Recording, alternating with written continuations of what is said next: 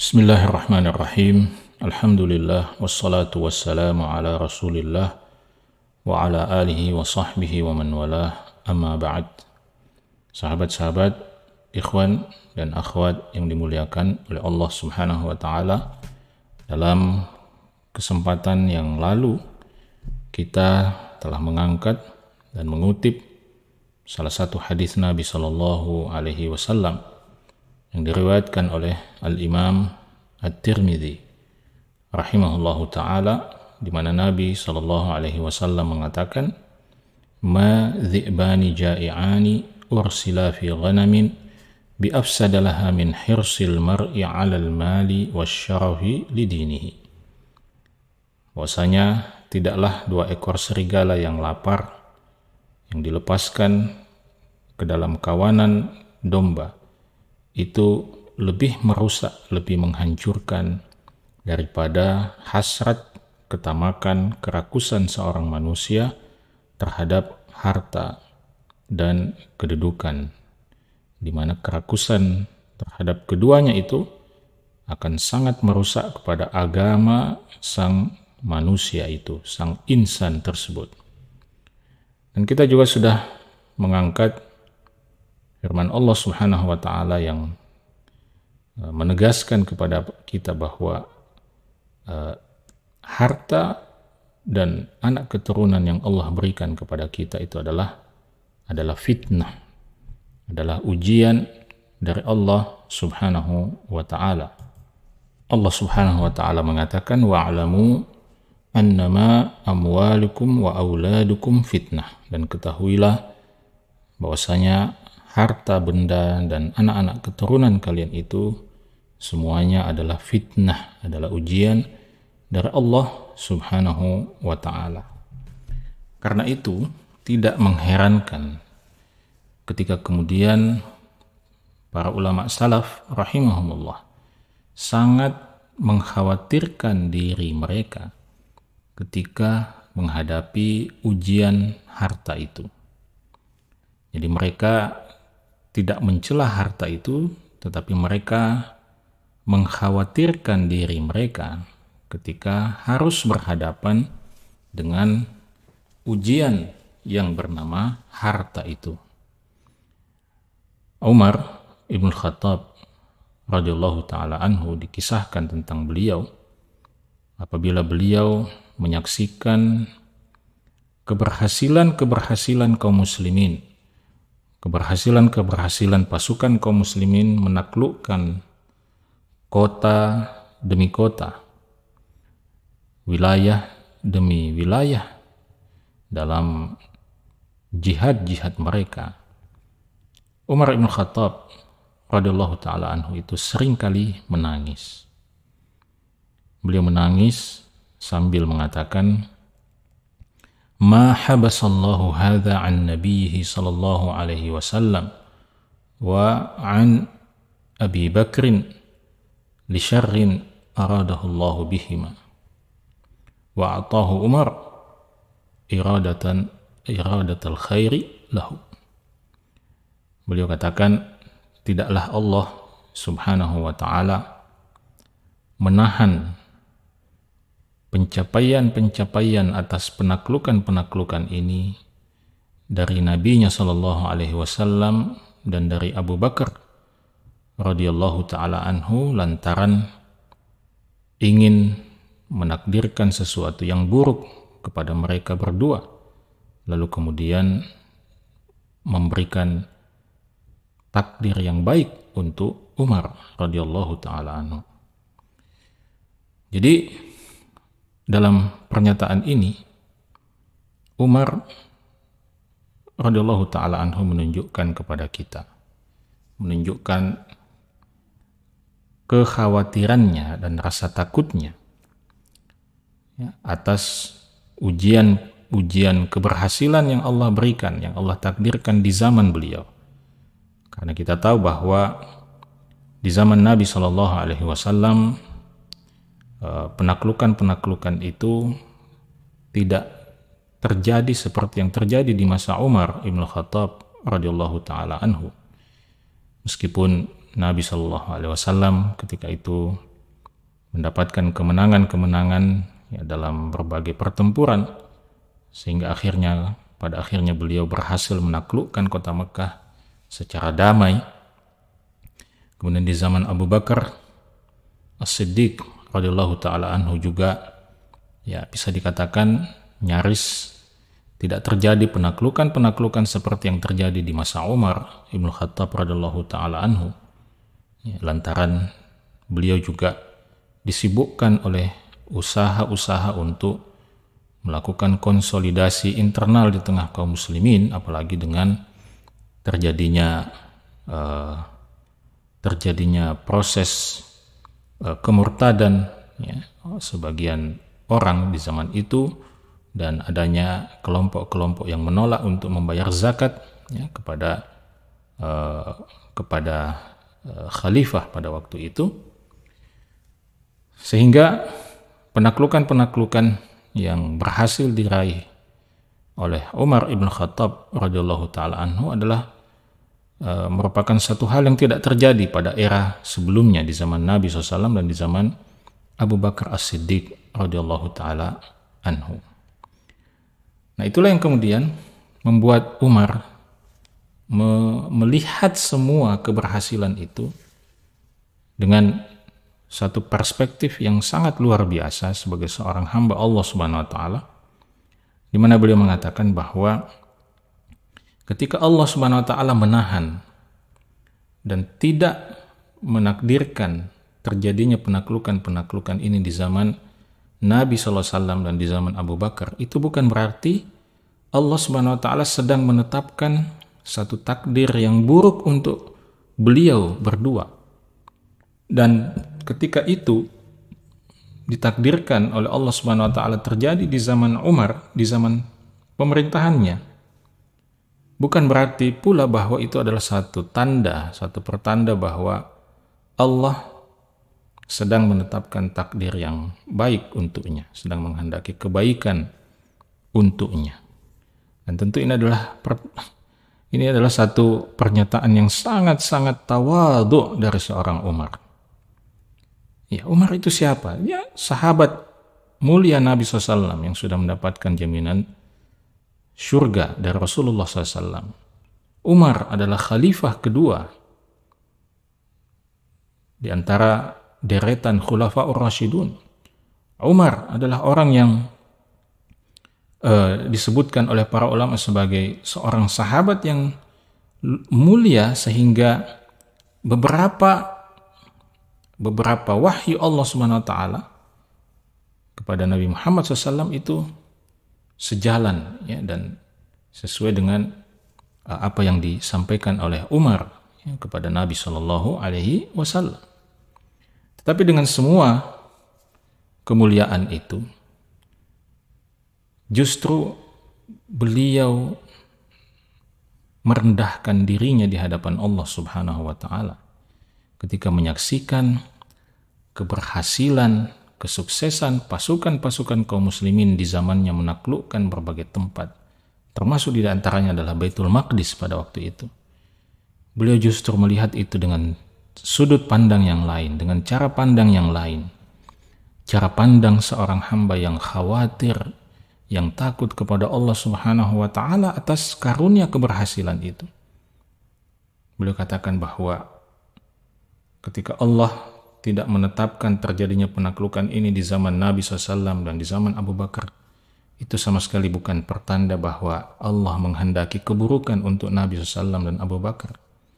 Dan ketika Allah takdirkan itu terjadi di zaman Umar, maka itu bukan pertanda bahwa Allah Subhanahu wa taala sedang menginginkan kebaikan untuk Umar.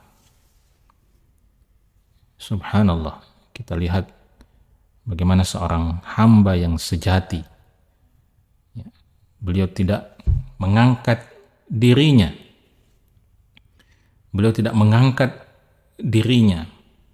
atas capaian-capaian itu. Beliau tidak menepuk dada seperti kebanyakan manusia pada hari ini, yang bahkan ya bukan sekedar menepuk dada untuk pencapaian-pencapaiannya, tetapi dia juga menepuk dada, kebanyakan ya sebagian orang pada hari ini menepuk dada atas pencapaian-pencapaian yang sebenarnya adalah pencapaian orang lain, keberhasilan orang lain, tetapi dia juga ingin mendapatkan cipratan, apresiasi atas capaian orang lain itu. Wal'iyazubillah.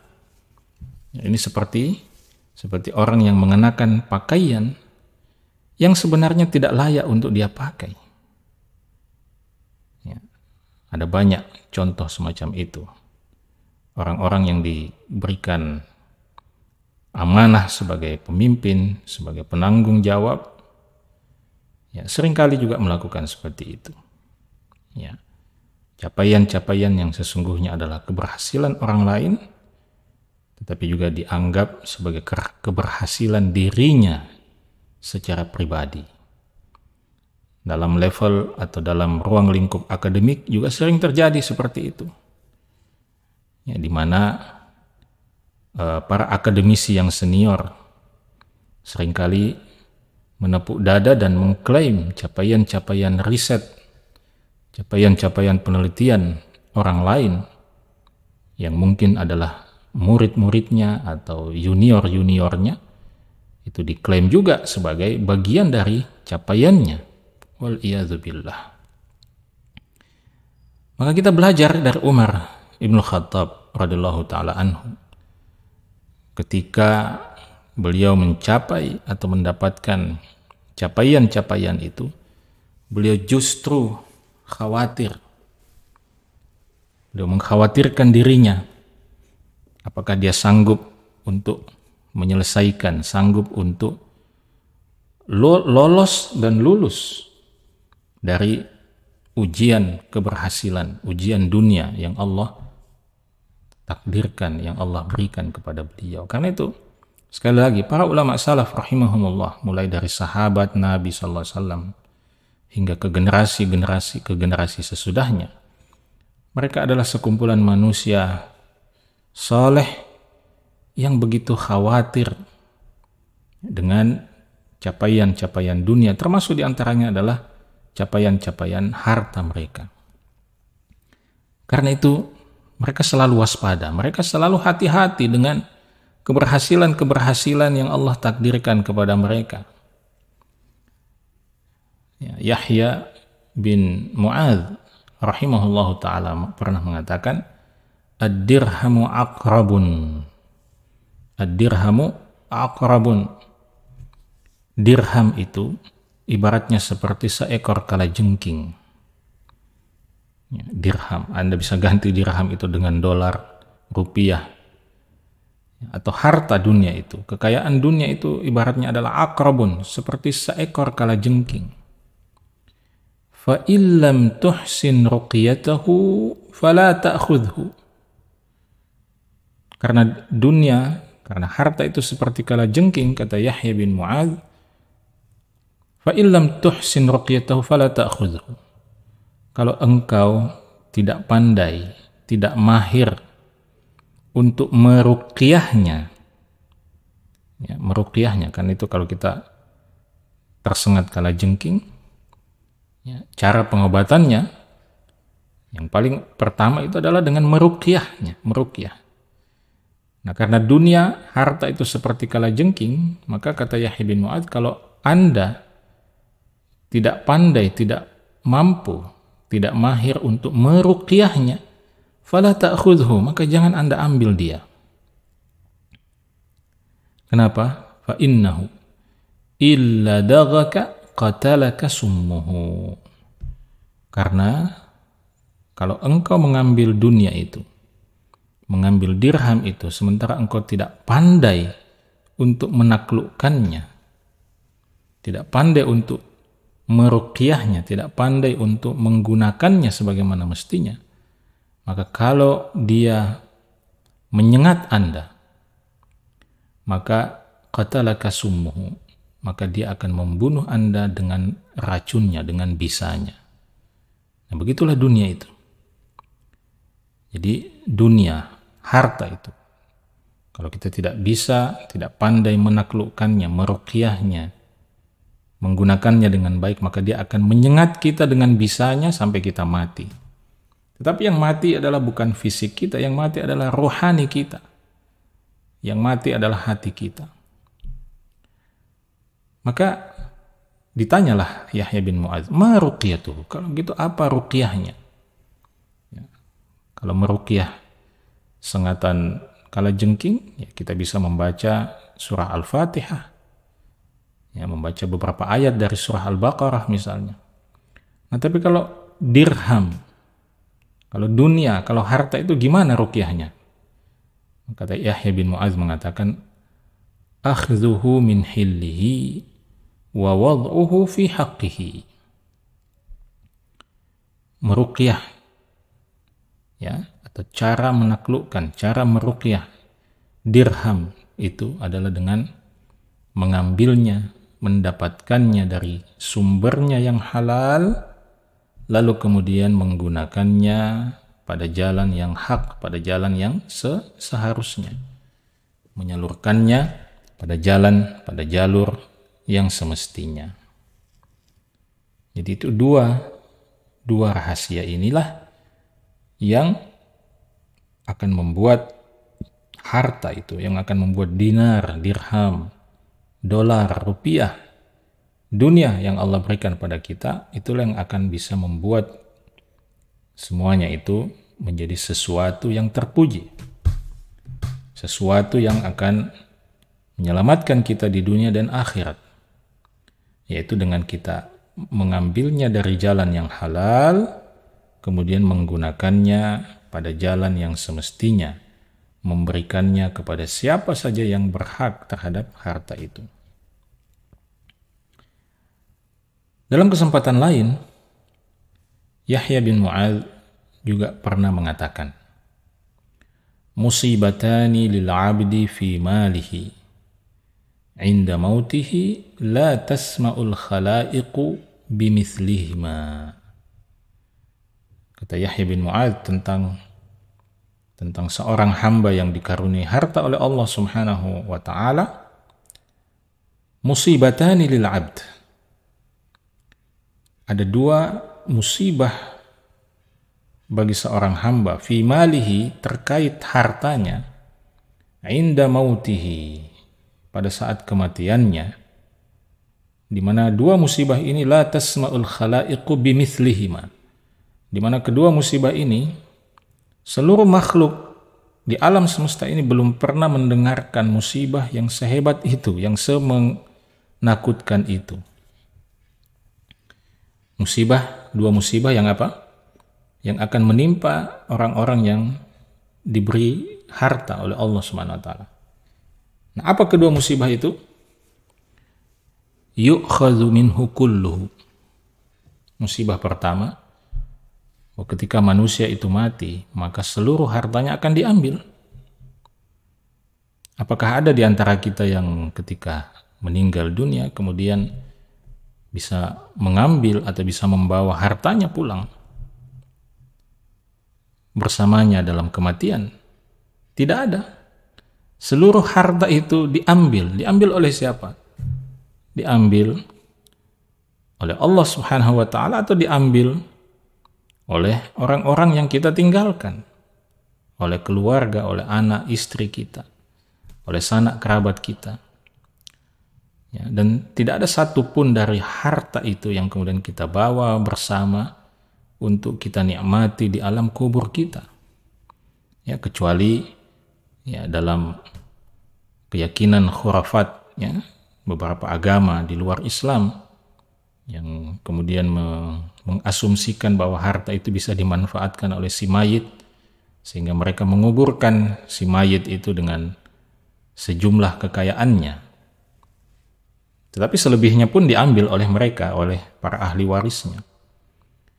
Jadi ini musibah pertama terkait harta itu, yang setengah mati, yang bercucuran keringat, banting tulang kita kumpulkan siang dan malam, ternyata setelah kita meninggal seluruhnya diambil. Seluruhnya diambil dari kita, dan tidak ada satupun yang bisa kita nikmati di alam kubur kita, kecuali harta yang memang sebelumnya telah kita investasikan untuk akhirat kita. Nah, ini musibah pertama. Musibah yang kedua, wa yus'alu anhu kulluhu. Sangat tragis. Jadi sudahlah seluruh harta itu diambil dari kita, tetapi pertanggungjawabannya tetap kita yang memikul semuanya. Wa yus'alu anhu kulluhu, dan sang hamba itu akan ditanya tentang seluruh hartanya itu di akhirat nanti. Ditanya tentang dari mana dia mendapatkan dan kemana dia menggunakannya, kemana dia menyalurkannya. Ya sudahlah, katakanlah misalnya kita berhasil mengumpulkan 20 triliun semasa hidup kita. Tapi dari 20 triliun itu hanya 1 miliar atau katakanlah hanya 100 miliar yang kita nikmati selama hidup kita. Ya, so artinya masih ada sekitar 2.900 miliar yang belum sempat kita nikmati. Lalu kita meninggal dunia. Nah, 2.900 miliar itu tidak kita bawa pulang ke alam kubur kita, tetapi diambil oleh para ahli waris kita. Tapi sayangnya, tragisnya, nanti di kehidupan akhirat kita akan ditanya oleh Allah Subhanahu wa taala bukan hanya tentang 100 miliar yang sudah kita nikmati atau yang sempat kita nikmati, tetapi kita akan ditanya tentang yang 2.900 miliar yang notabene tidak kita nikmati sedikit pun. Kenapa? Karena kita yang mengusahakannya. Nah, apakah ada musibah yang lebih tragis daripada ini? Itulah sebabnya Yahya bin Mu'adz mengatakan ada 2 musibah yang akan menimpa seorang hamba terkait hartanya pada saat kematiannya. Dan musibah ini adalah musibah yang tidak pernah didengarkan oleh seluruh makhluk. Ada musibah yang lebih hebat daripada ini, yaitu musibah harta itu diambil seluruhnya, tetapi kita akan ditanya tentang seluruh harta itu. Allahul musta'an. Maka sahabat-sahabat yang dimuliakan oleh Allah Subhanahu wa taala, sekali lagi disinilah pentingnya kita mengilmui ilmu yang benar tentang bagaimana kita mendapatkan dan menggunakan harta itu. Kita berusaha bekerja keras mencari harta, mencari nafkah, karena kita meyakini bahwa Islam adalah agama pekerja keras, agama yang melarang kita untuk bermalas-malasan, agama yang mengajarkan kepada kita untuk bertawakal. Tawakal itu artinya kita berusaha keras, kemudian setelah itu menggantungkan, menyandarkannya kepada Allah Subhanahu wa taala. Bukan agama tawakul. Tawakul itu artinya Anda bermalas-malasan, lalu kemudian Anda berargumentasi dan mengatakan ya semuanya sudah ditakdirkan oleh Allah Subhanahu wa taala. Itu adalah agama tawakul dan Islam tidak mengajarkan itu. Islam menyuruh kita untuk bekerja keras. Ya, kata Umar Ibn Khattab, jangan sampai seorang dari kalian duduk bermalas-malasan dari mencari rezeki lalu mengatakan, ya Allah, berikanlah aku rezeki. Kata Umar, jangan sampai seorang dari kalian seperti itu, karena kalian semua mengetahui bahwa as-sama la tumtiru dhahaban wala fiddah, bahwa langit tidak mungkin menurunkan hujan emas dan perak. Maka kita bekerja mencari karunia Allah Subhanahu wa taala di muka bumi ini, tapi pada saat yang sama kita meyakini dan harus selalu menyadari bahwa harta yang kita kumpulkan itu harus dipastikan berasal dari sumber yang halal dan kemudian kita gunakan pada jalur yang semestinya. Semoga kita semua lulus dan lolos dari ujian-ujian duniawi, dari ujian-ujian harta yang Allah berikan kepada kita. Semoga kita semua dimudahkan untuk menjawab pertanyaan-pertanyaan Allah Subhanahu wa Ta'ala pada yaumul hisab nanti, dan semoga kajian singkat kita ini bermanfaat untuk dunia dan akhirat kita. Kita cukupkan sampai di sini dan kita bertemu lagi insyaallah dalam kesempatan yang akan datang. Assalamualaikum warahmatullahi wabarakatuh.